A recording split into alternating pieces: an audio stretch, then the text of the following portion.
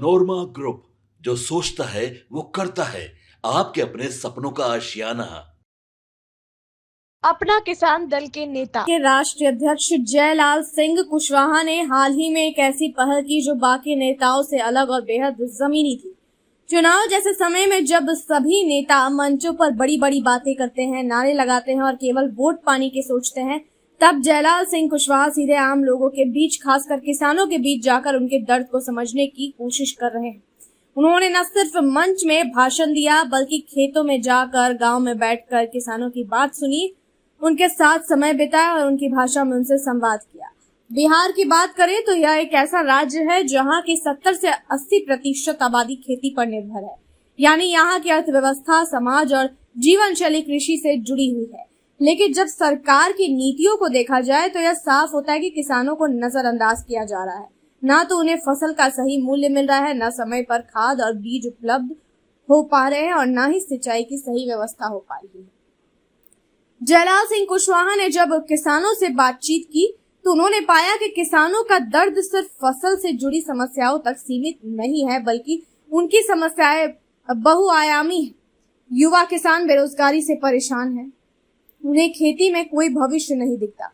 महंगाई ने उनके घर की रसोई तक को प्रभावित कर दिया है। डीजल, बिजली, खाद की कीमतें बढ़ गई हैं, जिससे लागत तो बढ़ रही है लेकिन आमदनी कम हो रही है। एक बुजुर्ग किसान ने कुशवाहा जी से कहा, हमरे बेटा खेत में अब रुकत नहीं, शहर भागे के सोचत है। खेती में अब बचल का बा, लागत ज्यादा, आमदनी आधा, सरकारी योजना सब कागज पर ही बा। यानी कि इसका मतलब है कि जो मेरा बेटा है वो अब रुकना नहीं चाहता है और वो शहर जाने का सोच रहा है। खेती में अब क्या बच गया है? लागत ज्यादा है, आमदनी आधा है, सरकारी योजना सब कागज पर ही है, कुछ भी इम्प्लीमेंटेड नहीं है। ऐसे हालात में किसान खुद को ठगा हुआ महसूस कर रहे हैं। उन्होंने कहा कि सिर्फ चुनाव के समय नेता आते हैं, उनके दुख दर्द को सुनते हैं, लेकिन बाद में कोई सूद नहीं लेता। कर्ज के बोझ में दबे किसान आत्महत्या तक कर लेते हैं, लेकिन खबर तक नहीं बनती। जयलाल सिंह कुशवाहा ने न केवल किसानों की बातें सुनी, बल्कि उनसे पूछा कि इस बार के चुनाव में वे किसे वोट देंगे, क्या उन्हें किसी पार्टी से उम्मीद है। किसानों का जवाब साफ था, हमारा कोई नेता नहीं, जे खड़ा होई खेती के पक्ष में हम ओके वोट दे, अब जात पात नहीं, खेती पानी देकर। यानी कि उनका कहना था कि हमारे कोई नेता नहीं है जो खेती के पक्ष में खड़ा होगा, हम उन्हें वोट देंगे। ये बात बिहार की बदलती राजनीतिक हवा की ओर इशारा करती है। अब लोग केवल जाति और धर्म के नाम पर वोट नहीं देना चाहते, वे विकास और अपने हक की बात कर रहे हैं। किसानों ने कहा कि उन्हें कोई नेता चाहिए जो सच में उनके लिए खड़े, जो संसद में जाकर किसानों की बात करे और केवल चुनाव तक सीमित ना हो। जयलाल सिंह कुशवाहा ने किसानों से पूछा कि सरकार से आपकी क्या मांग है। पहली मांग है फसल की सही कीमत मिले, दूसरी खाद बीज की समय पर और सस्ती उपलब्धता हो, तीसरी सिंचाई की व्यवस्था हो, नहर, बोरिंग, सोलर पंप मिले, चौथी किसान क्रेडिट कार्ड की लिमिट बढ़ाई जाए और कर्ज माफ किया जाए, पांचवी सरकारी योजनाओं का लाभ सीधे और बिना भ्रष्टाचार के मिले और छठी कृषि आधारित उद्योग लगे जिससे रोजगार गांव में ही मिले। इन सभी बातों को सुनकर कुशवाहा जी ने आश्वासन दिया कि अगर उनकी पार्टी को समर्थन मिला तो वे एक ऐसी सरकार बनाएंगे जो गांव, गरीब और किसान को प्राथमिकता देगी। उन्होंने कहा कि जब तक खेत नहीं खिलेगा तब तक बिहार नहीं बदलेगा। इस पूरी बातचीत से साफ जाहिर होता है कि किसानों का रुझान इस बार के चुनाव में बहुत सोच समझ कर बनेगा। वे सिर्फ दिखावे की बातों से प्रभावित नहीं हो रहे हैं। उन्होंने ठान लिया है कि वे अब अपने वोट की कीमत समझेंगे और उसे सही नेता को देंगे। गांव-गांव में यह चर्चा है कि जयलाल सिंह कुशवाहा जैसे नेता जो जमीन से जुड़े हैं वही असली नेता है, क्योंकि उन्होंने सिर्फ मंच से नहीं बल्कि खेत में बैठकर किसानों की बात सुनी। उन्हें यह भरोसा दिलाया है कि उनका दर्द केवल चुनावी मुद्दा नहीं बल्कि उनके संघर्ष का भी विषय है। कुल मिलाकर कहा जा सकता है कि बिहार में 2025 का चुनाव सिर्फ सियासत का नहीं बल्कि किसानों के भविष्य का चुनाव हो सकता है। अब सवाल ये है कि कौन कितना बड़ा नेता है, बल्कि सवाल ये भी है कि कौन किसान के साथ खड़ा है। किसानों का यह बदलता हुआ रुझान ही बिहार की राजनीति को नई दिशा देगा। किसान अब सिर्फ वोट बैंक नहीं, बदलाव का केंद्र बनना चाहते हैं और अगर नेताओं ने इसे नहीं समझा तो उन्हें आने वाले चुनाव में किसानों का असली गुस्सा देखने को भी मिल सकता है।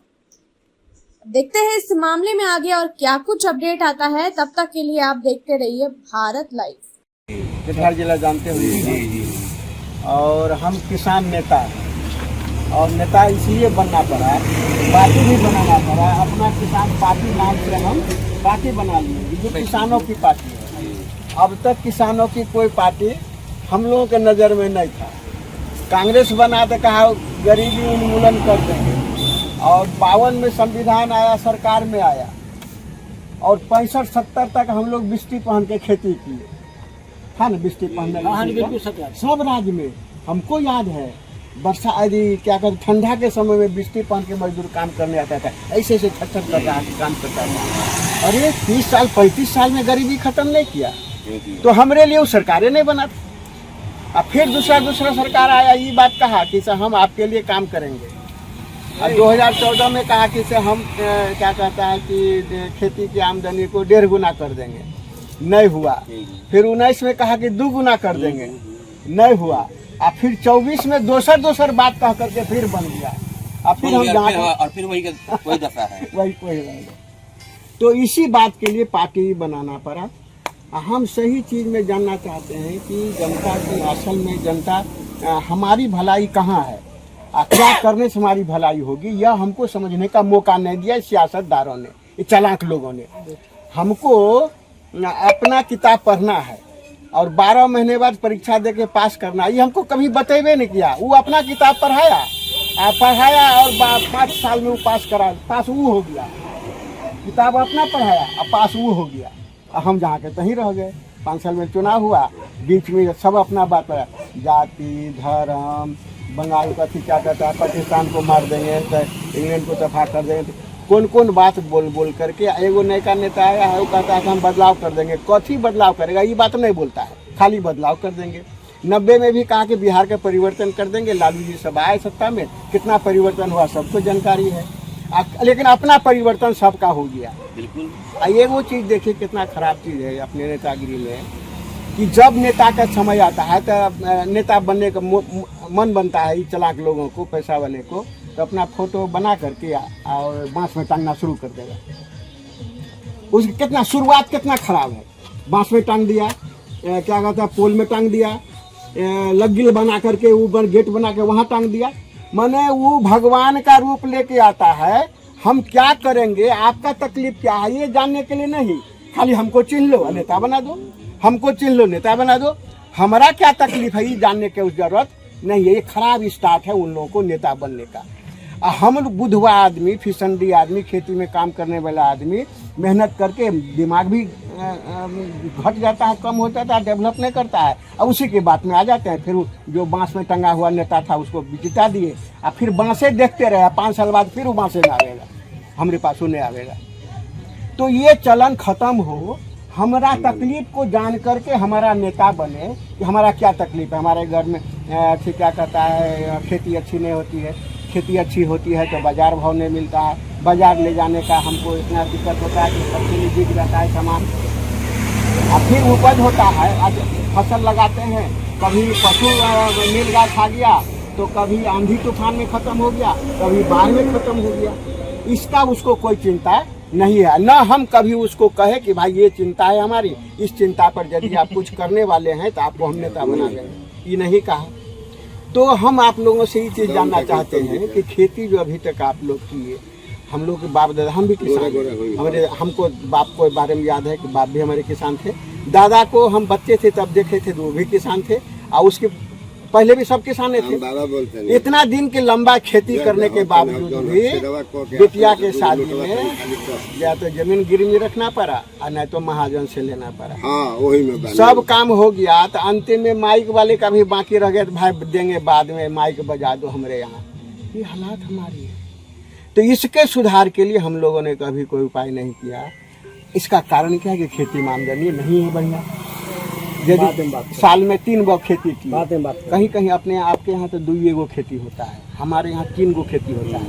3 खेती करके भी हमको एक खेती में फायदा हुआ था, 2 गो में घाटा हुआ। यदि 2 गो में फायदा हुआ तो तीसरा ऐसे घाटा हुआ, ये सब लोग ले चुके। नेता जी, जितना आप कह रहे हैं बिल्कुल तो सत्ता है, वो तो हम पर भी गुजरा है, आपके ऊपर भी गुजरा है। हाँ। हमें इस बात को सुनकर के इतना ग्लानि होती है। जी। मैं यह सोचता हूँ, नेता वाली बात में मैं बोल रहा हूँ, नेक असहाय इंसान थी किसान, जो मेरे पास 5 कट्ठा ही जमीन है, लेकिन बड़े बुजुर्गों का ठिका कर हुंडा पर लेकर के कुछ पैसा जोगा करके 10-20 कट्ठा ले ही लिए हैं, जिससे चल रहा है।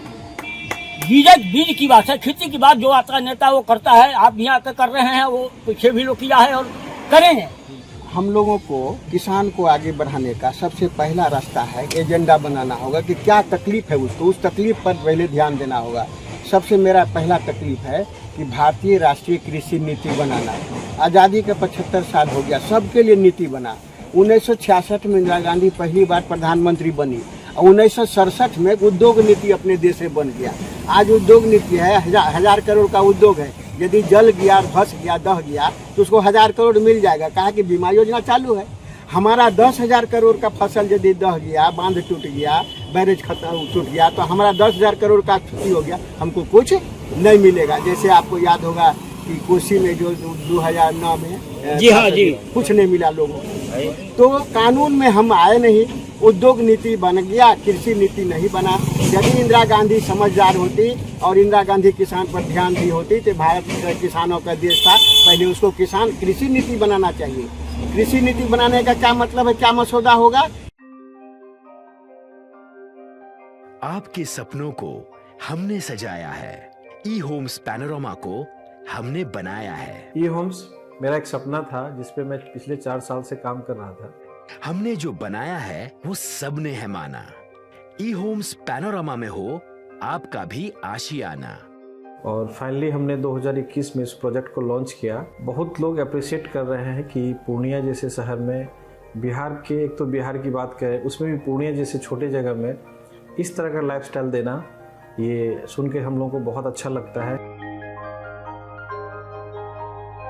ई होम्स में हमने कुछ और भी किया है, जैसे हम जिस जगह में रह रहे हैं हमारे फैमिली सिक्योर हो, उनको सिक्योरिटी का ध्यान में रखा है। आपकी सुविधा और सुरक्षा आपके लिए खास है, ये आपका विश्वास है। इसमें आर्टिफिशियल इंटेलिजेंस का 7 लेयर सिक्योरिटी का हमने इस्तेमाल किया है। लस ग्रीन कैंपस को बनाया है। यदि हमारा बाउंड्री वाल है तो वो वर्टिकल गार्डन है। ये जितने भी फैसिलिटी होता है एक इंटरनेशनल टाउनशिप में ई होम्स है, ये हम लोग विश्वास नहीं कर पा रहे हैं। जो भी हमारे मित्र दोस्त या जो भी हमारे बाहर के बाहर आते हैं तो हम लोगों को बहुत अच्छा सुनने को मिलता है और बहुत अच्छा क्रेडिट मिल रहा है। वो सारा हमने सिर्फ एक बिल्डिंग नहीं बनाया, हमें एक बहुत अच्छा लाइफस्टाइल दिया ई होम्स में, और मेरा एक सपना था जिसको मैं आज फुलफिल होते हुए देख पा रहा हूँ। ये आपका आवास है। ई होम्स पैनोरमा में अब आपका निवास है। E homes panorama, luxurious lifestyle redefined. Panorama group, जो सोचता है वो करता है। अगर ये वीडियो पसंद आई और वह बिहार के राजनीति और बिहारियत से सरोकार रखेनी तो सब्सक्राइब बटन दबा के चैनल के सब्सक्राइब कर ली। ओजे एगो घंटी बा, ओकरा बटन दबा देला से कुल सटीक और मारक खबर रुआ मुफ्त में मिल जाई। अगर रुआ पत्रकारिता के हमनी के नया प्रयोग में सहयोग कर चाहतानी तो ज्वाइन बटन दबा दी। पेटीएम नंबर नोट कर ली 9386 816 700।